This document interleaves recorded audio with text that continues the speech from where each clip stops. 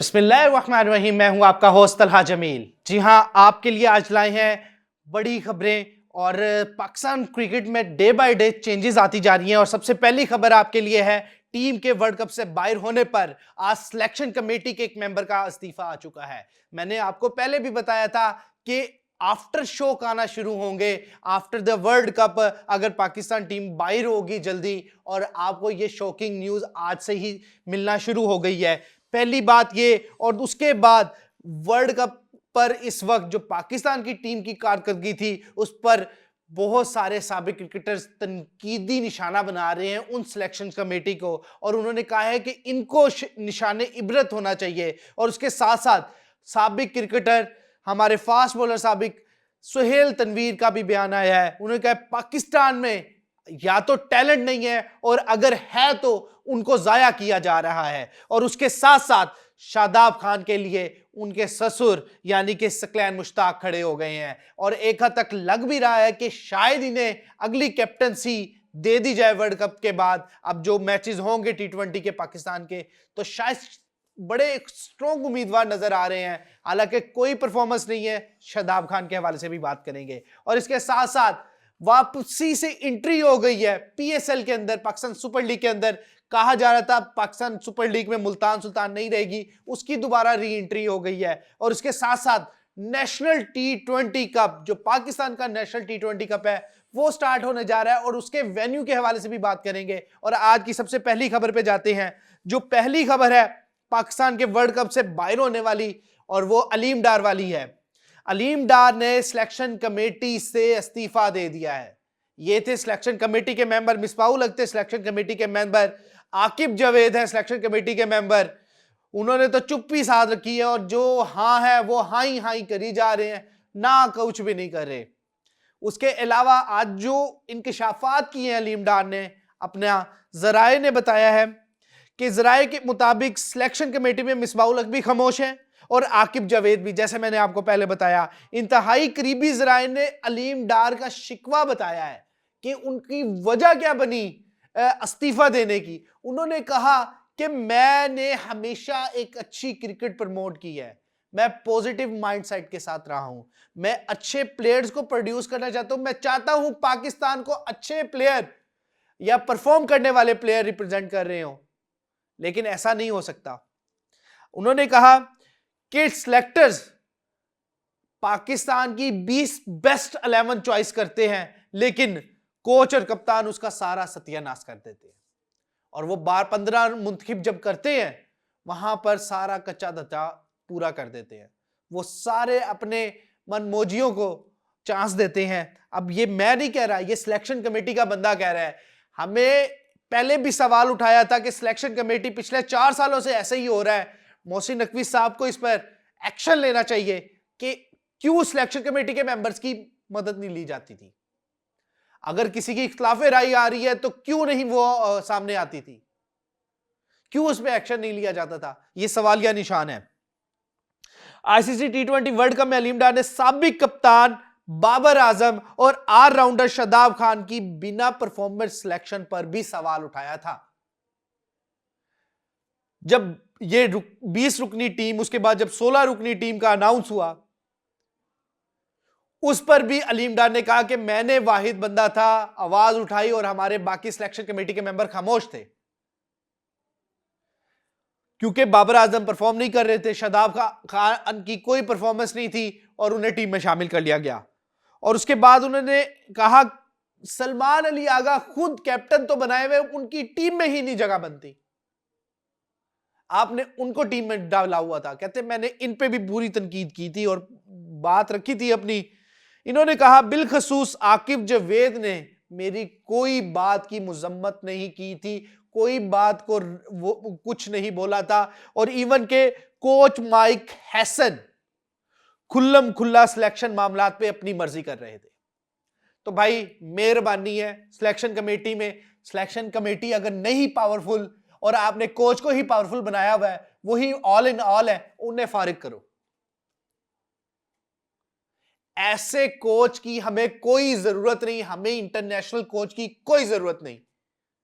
जब हमने day by day अपनी परफॉर्मेंस 0 पे लेकर आनी है, बल्कि हम तो अब मनफी में चल रहे हैं। हमने वो 4 छोटी छोटी टीमों से मैच की कमालिया ऐसी चीजें कर देते हैं, ऐसी ऐसी हम टीम सेलेक्ट कर लेते हैं कि भाईजान हमने एक हीरे पैदा किए हुए।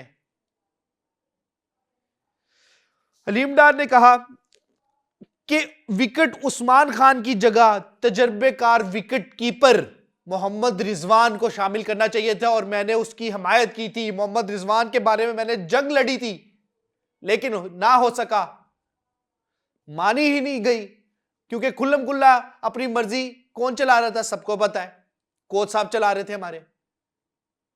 अगर कोच और आकिब जावेद ने ही टीम चलानी है तो भाईजान तुसी अपनी पाकिस्तान बनाओ, अपना प्लान खेडी जाओ,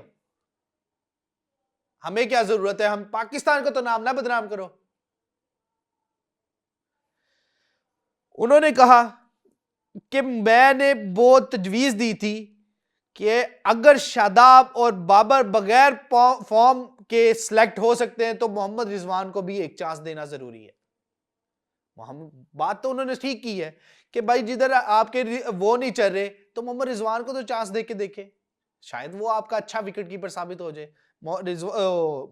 आपके उन्होंने एक बिल्कुल क्लियर कट एक सिचुएशन रखी कि उस्मान खान ने पिछले 4 टूर्नामेंट के आईसीसी में किया क्या है, 13 की एवरेज है।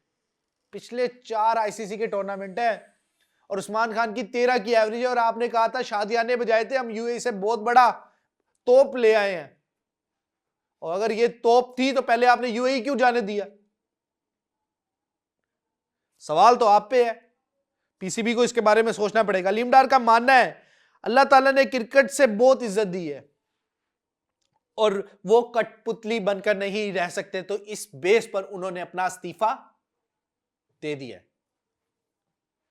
और ये सारे के सारे इंकशाफात में अभी तक पीसीबी खामोश है, अभी तक कप्तान खामोश है। आगे बांग्लादेश की सीरीज आ रही है और कप्तानी करेंगे सलमान अली आगा।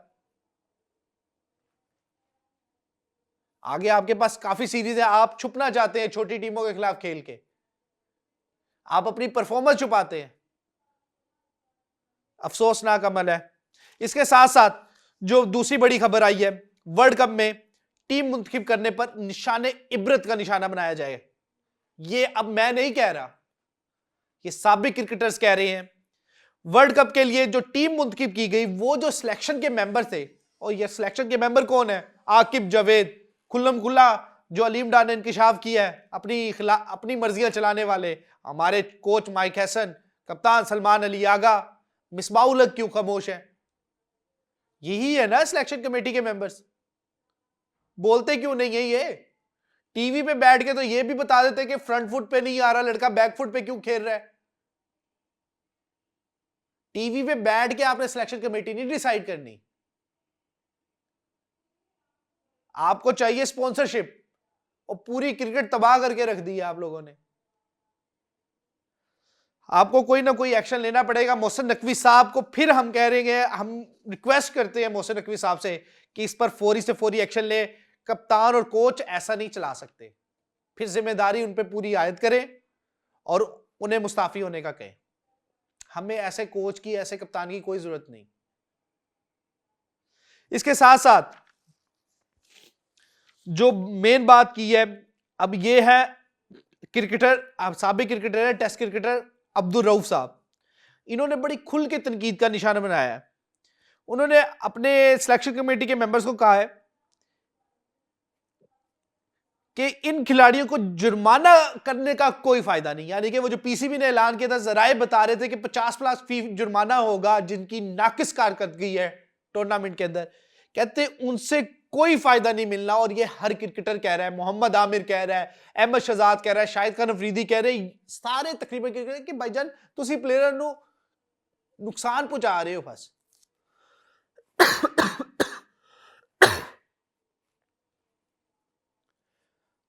प्लेयर को जुर्माना करने का हमें कोई फायदा नहीं है, लेकिन सिलेक्शन कमेटी ने जिस घटिया टीम को खिलाया, माजरत के साथ मैं वर्ड्स घटिया यूज कर रहा हूं क्योंकि परफॉर्मेंस ही नहीं थी। हम वो टीम ले गए ऑलराउंडर टाइप, जिनका उधर काम ही नहीं था, हम वो टीम ले गए स्पिनर 6-6, जहां पे स्पिन का कोच ही नहीं था। अफसोस हो नाकमल है ये सारी चीजें जो आपने की हैं। इन्होंने कहा कि साबिक क्रिकेटर जिनकी अकल में भूसा भरा हुआ है, दिमाग से पैदल हो चुके हैं, और इनको आपने सिलेक्टर्स बना दिया। खुल के तनकीद की है अब्दुल रऊफ ने अपना ट्वीट अकाउंट से, जो ट्वीट कर दिया है ना, खुल के बात की है कि सिलेक्शन कमेटी को फिलफौरी इबरत का निशान बनाया जाए। और ये इबरत का निशान उन्होंने पाकिस्तान के तमाम प्लेयर की पोस्टमार्टम रिपोर्ट सामने रखी है। उन्होंने कहा कि उस्मान खान पिछले आईसीसी के इवेंट्स में 10 की एवरेज पे थे, मैं तो फिर 13 की बता रहा था आपको। और इनकी जो सिलेक्शन हो रही है वो हैरत अंगेज है। शादाब खान 1 साल से ज्यादा अरसे में अनफिट रहे हैं, और हम 1 जुलाई में बगैर खेले सेंट्रल कॉन्ट्रैक्ट से नवाज दिया गया शादाब खान साहब को, और फिर बगैर परफॉर्म किए वर्ल्ड कप मिशन का हिस्सा बना लिया। बड़ा वैलिड सवाल है कि एक बंदा 1 साल से इंजर्ड है, उसको आप सेंट्रल कॉन्ट्रैक्ट में भी ले आते हैं, और उसके बाद आप वर्ल्ड कप, वो कोई भी मैच नहीं खेलता, उसे वर्ल्ड कप टीम का हिस्सा बना दिया जाता है। ऐसा उसमें ऐसा क्या जादू था कि भाईजान वो ऐसा जादू करके दिखाता कि भाईजान हम वर्ल्ड कप जीत जाते। और फिर आप याद होगा वर्ल्ड कप के दौरान ही कहा था कि हम सेमीफाइनल खेलेंगे शादाब खान साहब ने। सर आप बयानबाजी मीडिया पे कर सकते हैं, आपका बैट या आपका जो बॉल से परफॉर्मेंस है वो नहीं आ रही। अफसोसनाक अमल है। उन्होंने अब जो हमारे क्रिकेटर अब्दुल रऊफ साहब है, टेस्ट क्रिकेटर, उन्होंने ये भी कहा कि शहीन शाह अफरीदी की ना फिटनेस है ना फॉर्म है, फिर भी सिलेक्शन। हर एक एक खिलाड़ी को पकड़ा है उन्होंने। शहीन शाह अफरीदी की ना फिटनेस है, सबको पता है उनकी कहां 145 की पेस से 135 पे आ गए, 32 33 32 33 35। ना उनकी फॉर्म है ना उनकी फिटनेस है, और हमने टीम में शामिल किया हुआ है। बाबर आजम साहब मुकम्मल आउट ऑफ फॉर्म है, टीम का हिस्सा है। साइम अयूब पिछली 15 इनिंग्स में नाकिस तरीन कारकर्दगी दिखाई है, और हमने टीम का हिस्सा बनाया हुआ है। उसके साथ साथ उन्होंने सवाल उठाया, कौन है वो सिलेक्टर्स, कौन है वो सिलेक्टर्स, कौन बचा रहा है इनको, कौन है इस क्रिकेट बोर्ड का नाम नेहाद थिंक टैंक। सर हमें भी यही सवाल का जवाब नहीं मिल रहा। हमें चाहिए कि कौन है वो थिंक टैंक पाकिस्तान का जिसने ये महान टीम बनाई, और आता क्यों नहीं है सामने। हालांकि पता है, मैं जो चंद नाम गिनवाए और जिस तरीके से अलीम डार ने खुल्लम खुल्ला बात की है कि भाईजान थिंक टैंक और सारा कुछ ऑल एंड ऑल सब कुछ अपनी मर्जी कोल साहब चला रहे थे। इसके साथ साथ हमारे साबिक फास्ट बॉलर हैं सुहेल तनवीर, उन्होंने भी बात की है। उन्होंने कहा है कि इस वक्त अलार्मिंग सिचुएशन है पाकिस्तान टीम के लिए, क्योंकि हमारा टैलेंट खत्म हो चुका है, अगर है तो नजर नहीं आता। सुहेल तनवीर ने कहा हमारा डोमेस्टिक स्ट्रक्चर तब्दील करके रख दिया। 6 टीमें की गई इस डोमेस्टिक स्ट्रक्चर के अंदर, और जब 6 टीमें की गई थी तो हमारी डोमेस्टिक क्रीम की वो जो एक तजर्बेकार प्लेयर था ना, उसको निकाल दिया था, साइड पे कर दिया कि भाईजान ਤੁਹਾਡਾ ਹੁਣ जरूरत ही नहीं है सानू डोमेस्टिक च। भाई आपके सीनियर्स प्लेयर जो डोमेस्टिक खेल रहे थे, उन्होंने ही यंग बच्चों, यंग लॉट को ग्रूम करना था। आपके जो आज की लॉट यंग बच्चा जो आ रहा है ना, वो हमने ग्रूम ही नहीं किया। हमने अगर ग्रूम किया होता, आज अगर मैं अभी रिसेंटली जो क्वालिफाई राउंड हुए नेशनल T20 कप के, आप वो मैचेस जाके तो देखे, बल्कि आप हाईलाइट निकाल के देखे, कैच वो छोड़ रहे थे, फील्डिंग में उनसे भागा नहीं जा रहा था। ठीक है, अभी तो ये रमजान से पहले की बात थी, अब तो अब बेसिकली नेशनल कप स्टार्ट होगा, 6 मार्च से। अब आप अंदाजा लगा लें, जो नेशनल कप जो क्वालिफायर राउंड्स हुए उसमें कोई परफॉर्मर लड़का नजर आया, कोई ऐसा लड़का नजर आया कि जिसने बहुत ही यूनिकनेस परफॉर्मेंस दिखा दी हो? हमें नहीं नजर आया, माजरत के साथ। वही बात सोहेल तनवीर की बिल्कुल दुरुस्त है कि ना हमने प्लेयर्स को ग्रूम किया, क्योंकि हमारे पास वो लॉट ही नहीं थी जिन्होंने सीनियर प्लेयर के साथ वो ड्रेसिंग रूम सेट करते और वो उनको देख देख के या उनसे तजर्बा ले लेके सीखते और वो ग्रूम होते और वो इंटरनेशनल क्रिकेट में अपने आप को मनवा सकते। ऐसा बिल्कुल नहीं हुआ, क्योंकि हमने पूरा स्ट्रक्चर तब्दील करके रख दिया, सारा करा का करा तबाही में कर दिया। उन्होंने कहा कि बाबर आजम और शादाब ये लोग हैं जो अगला बैच रेडी कर सकते हैं, और इस पाक पर सबसे बड़ा सवाल है, बैच ये तो रेडी करेंगे क्या हमारे सीनियर प्लेयर्स? चलो शादाब और बाबर की तो मैं आपको भी खबर दे देता हूं कि वो तो आ रहे हैं नेशनल T20 वर्ल्ड कप में। ये जो नेशनल T20 कप होने जा रहा है पाकिस्तान का, उसमें वो आ रहे हैं और वो कब खेल रहे हैं मैं आपको खबर अभी दे देता हूं। और बाबर आजम लाहौर की नुमाइंदगी कर रहे हैं, लगभग जो जराए बताते हैं वो लाहौर वाइट्स की कप्तानी करेंगे नेशनल T20 कप में, और ये सारे मैचेस मुल्तान से बराह रास्त होंगे।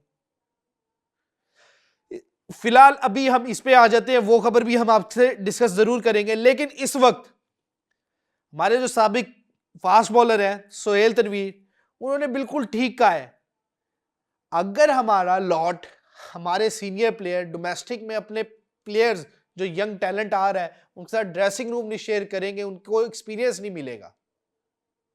और अगर एक्सपीरियंस चाहिए तो हमें सबसे पहले अपने तमाम प्लेयर्स को डोमेस्टिक खिलाना पड़ेगा, ताकि उनकी फॉर्म भी बहाल हो और साथ वो जो नीचे नए आने वाले लड़के हैं, यंगस्टर हैं, वो मोटिवेट भी हो और एक्सपीरियंस भी गेन करें। अभी के लिए तो पाकिस्तान के पास टैलेंट बिल्कुल नहीं है ना, ये तो क्लियर एंड कट सिचुएशन नजर आ रही है। दूसरी तरफ हमारे साबिक स्पिनर वो शादाब खान साहब के लिए खड़े हुए पड़े, सकलैन मुश्ताक साहब, और उनका खड़ा होना बनता भी है क्योंकि वो उनके सुसर हैं, रिश्तेदारी पाली हुई है हमने। और अब अफसोसनाक अमल है, फुरकान भट्टी साहब हैं, हमारे जर्नलिस्ट हैं, उन्होंने एक बड़ा ऐलान किया है, अगर शादाब खान, क्योंकि जराए कह रहे हैं कि शादाब खान को T20 का कप्तान बनाया जा रहा है, और अगर ऐसा हो जाता है तो हम फुरकान भट्टी ने कहा कि भाई मैं पाकिस्तान की क्रिकेट ही नहीं कवर करूंगा, क्योंकि अगर आपने इसी पर्ची निजाम को आगे लाना है और आपने सही बंदे को सही जगह पे नहीं रखना, तो ये तो अभी शुरुआत हुई है पाकिस्तान क्रिकेट की, तबाही बहुत करीब है, समझ जाएं अभी भी आप तबाही के बहुत करीब हैं। पाकिस्तान क्रिकेट हॉकी से बुरा अंजाम होगा अगर यही हाल रहा। शादाब खान के लिए उन्होंने खड़ा हुआ कि भाई उन्होंने परफॉर्म इसलिए नहीं कर सके। अब देखिए वो कितना अजीब सा मुझे लगा है, माजरत के साथ उनका अपना ओपिनियन जरूर हो सकता है, हमारे लेजेंड क्रिकेटर में है, लेकिन माजरत के साथ अभी मुझे ऐसे बाइसनेस शो हुई कि उन्होंने कहा कि भाई उनसे सही टाइम पे बॉलिंग नहीं कराई गई, उनसे सही टाइम पे बैटिंग नहीं करवाई जाती, उनको सही टाइम पे ये नहीं किया जाता, उनको सही टाइम। भाई प्लेयर का काम होता है जब कप्तान आपको ओवर दे आप अपना 100% दे।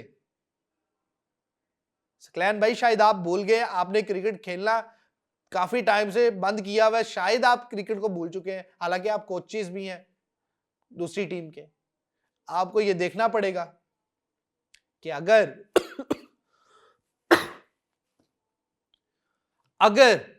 आप इसी क्रिकेट को इसी तरीके से चलाने की कोशिश करेंगे तो पाकिस्तान की क्रिकेट तो तमाम है, आप अपना मंजन भी तमाम कर चुके होंगे, आपको भी कोई सुनेगा नहीं। आपको जेन्युइन ओपिनियन देनी पड़ेगी, और पाकिस्तान में इस वक्त शादाब खान की भी एज अ कैप्टनसी जगह नहीं बनती, उसका as a bowler as a batter तो जोड़े, अब तो आप कप्तान को परमानेंट शिफ्ट करना चाह रहे हैं, लेकिन इनकी जगह नहीं बनती। आपको अपने उन प्लेयर्स के साथ जाना चाहिए जो पूरा सारा साल परफॉर्म करते हैं, उन्हें बेंच पे बिठा के, और आप इनको आगे ला रहे हैं। आपको अपने तमाम प्लेयर्स को आजमाना चाहिए। चले सारी बात छोड़ देते, साइड पे रख देते, आपका नेशनल टी20 कप आ रहा है, इनको टूर्नामेंट खिलाएं, सारे को खिलाएं और जो परफॉर्म करते हैं उनको टीम बना दे। वैलिड सूत्र आपके पास है। आपने आगे भी तो एक तजर्बा किया है, एक हमारा भी तजर्बा लेके देखें। आपको तजर्बा देते हैं कि ये जो नेशनल टी20 कप है इसमें पाकिस्तानी सारे को खिलाएं, जो टॉप परफॉर्मर होगा वो टीम में होगा। करें, ऐसे करके देखें, शायद आपका ये तजर्बा पाकिस्तान टीम के लिए बेहतर हो जाए। फिर देखते हैं कौन डोमेस्टिक नहीं खेलता।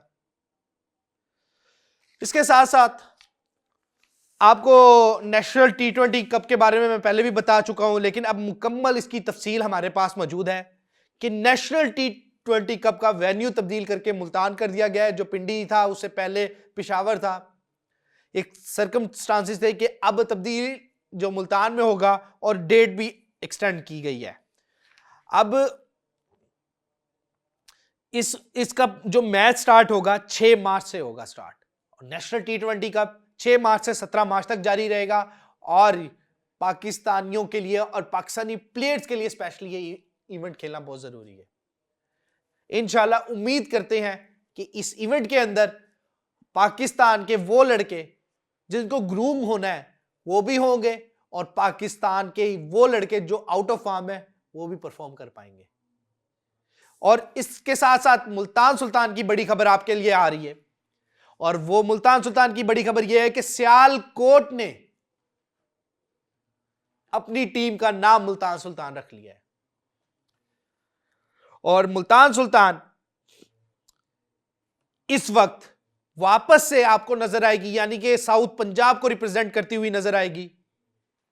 काफी मुल्तान सुल्तान के पीछे चहमगोइयां थी, अली तरीन का मामला, और फिर नई टीम का आना, फिर बिड्स में जाना, सारा गुल मिला के वापस से मुल्तान सुल्तान ने एंट्री ली है। क्या ये मुल्तान सुल्तान के ओनर चेंज होने के बाद क्या तब्दीलियां आएंगी, ये तो पीएसएल में हमें पता चल जाएगा। इसके साथ साथ इन्होंने कहा कि सियालकोट स्टैलियंस ने एक प्रॉपर दरख्वास्त दायर करवाई थी। गोहर जो नए मालिक है जो नए मालिक है उन्होंने दरख्वास्त जमा करवाई थी पीसीबी को, और वो दरख्वास्त एक्सेप्ट हो गई है। हालांकि ये वो बंदे थे जिन्होंने मुल्तान सुल्तान की बोलियां भी लगाई थी, और अब नाम तब्दील मुशावरत के साथ तब्दील किया गया है, और ये फाइनल फैसला हो चुका है। इसके साथ साथ आज के लिए मुझे दीजिए इजाजत। अल्लाह ने के बाद।